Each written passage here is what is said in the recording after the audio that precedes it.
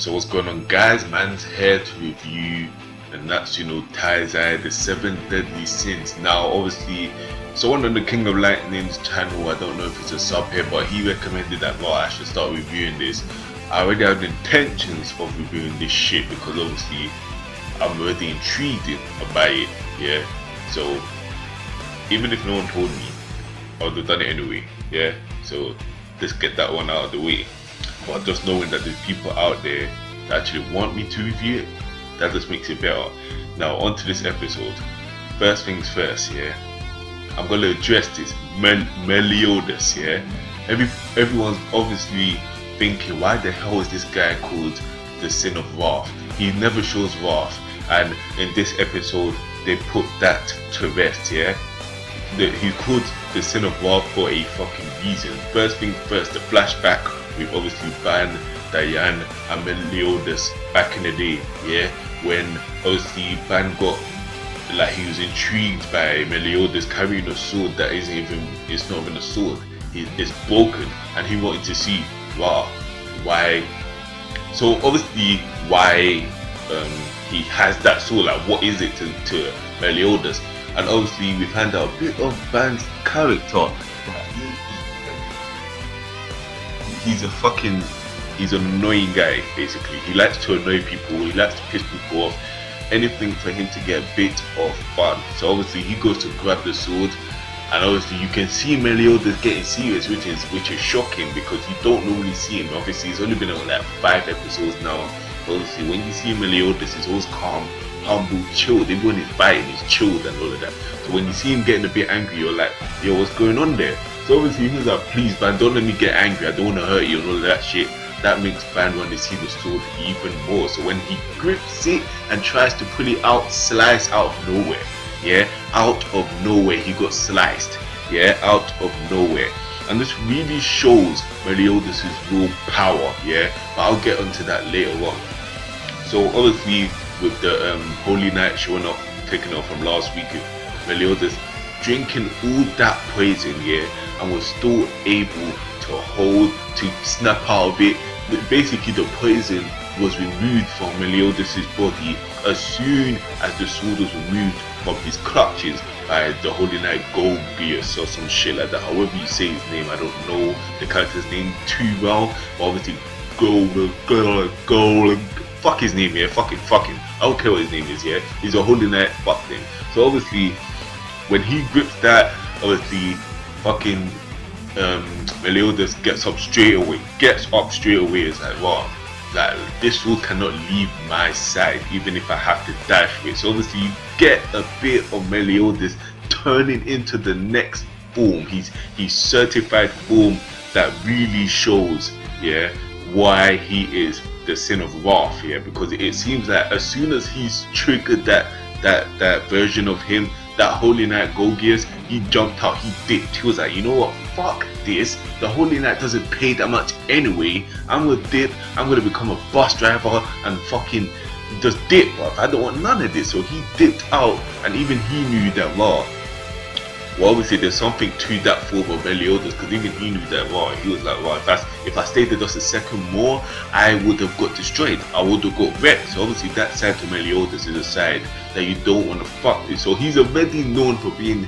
the Sin of Wrath, yeah, and obviously that side alone, it kind of puts it into perspective why he is the Sin of Wrath. Now obviously he's strolling off, and obviously fucking they catch him out straight away, because let's be honest, he wasn't trying to get away, or maybe he was, but he started strolling, he got cocky, he got cool. So obviously he does his teleportation thing and obviously gets caught out near like the end of their little fight scene, because obviously Meliodas put stuff into perspective. Like he added 2 and 2 and worked out that rod, because at first you think his power is teleportation, but no, it's like he's going invisible, yeah, and appearing or blending in. He was like a chameleon that he blends in with the atmosphere and appears behind you. And Meliodas was able to put 2 and 2 together and figure that out and lead them to like a house, a narrow house where there's only one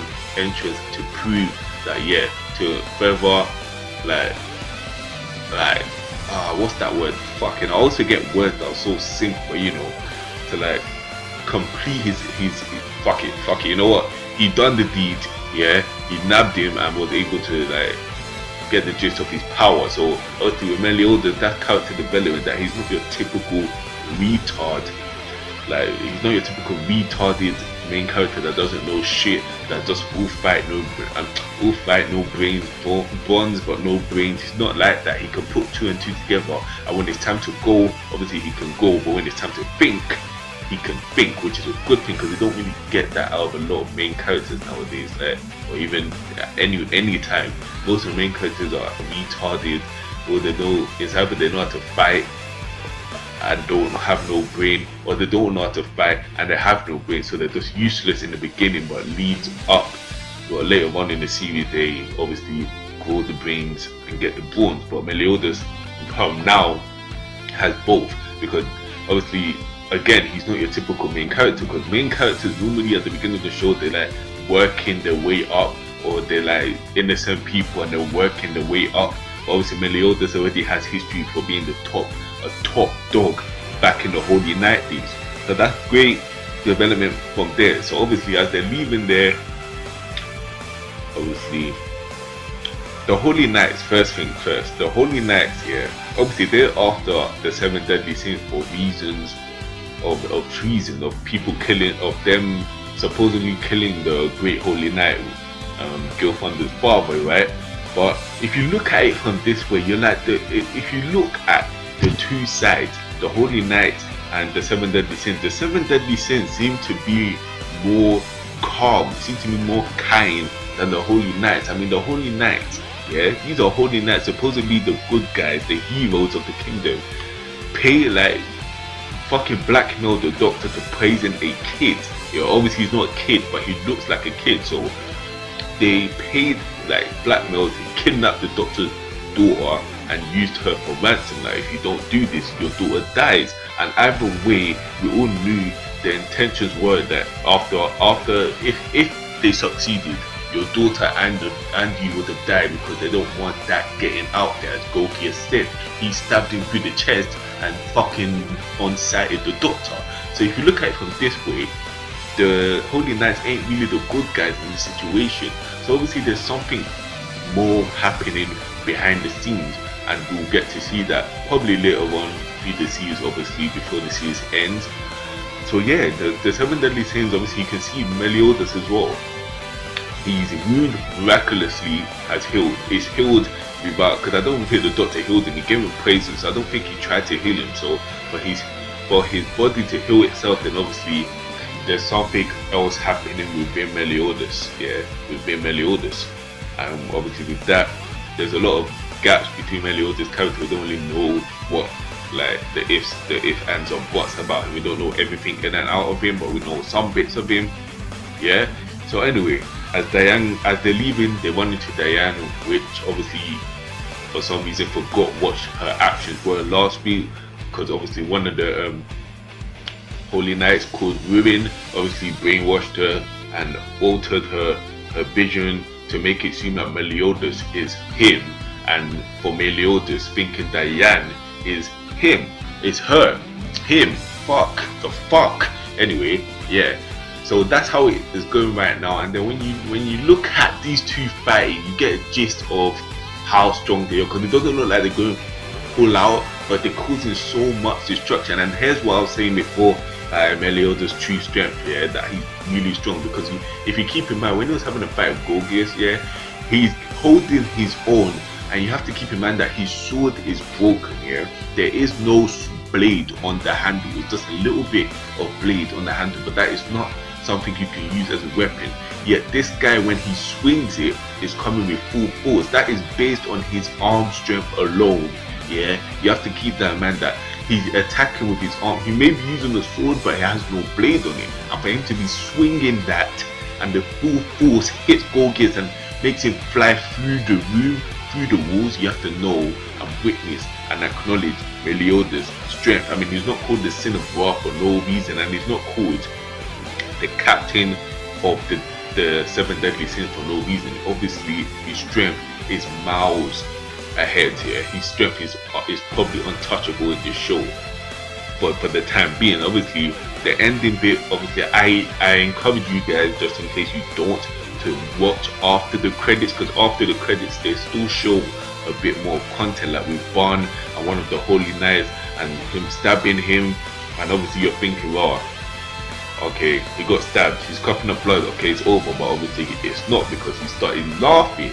So what I'm getting from this is that Bond for some reason takes no damage, so he's either immortal or like that's the only way you can explain it. It has to be immortal, because he took Jericho's slices with ease and had no wounds on him. Yeah, no wound whatsoever. Yeah. So, and then now he's taking a fucking pole straight through the chest and he's laughing. So obviously he's very, very fucking powerful.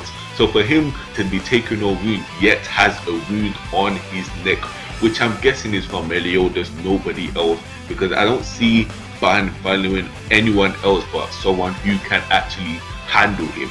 So I'm guessing that's Meliodas that done that mark for him. And for Meliodas to harm an immortal guy, that's fucking disgusting. And it has to be Meliodas, because it's the same place where he sliced him when Bond tried to take his sword. So Meliodas again showing true fucking power. So in the Natsuno Taizai, first impressions, this show is fucking great. And let me not lie, I have actually, you know what, I'll keep that for later, but this is great shit. Yeah, I can't wait for next week's episode. I can't wait for the whole series. Yeah, because it's just, Natsuno Taizai right now is fucking impressive. It's impressive.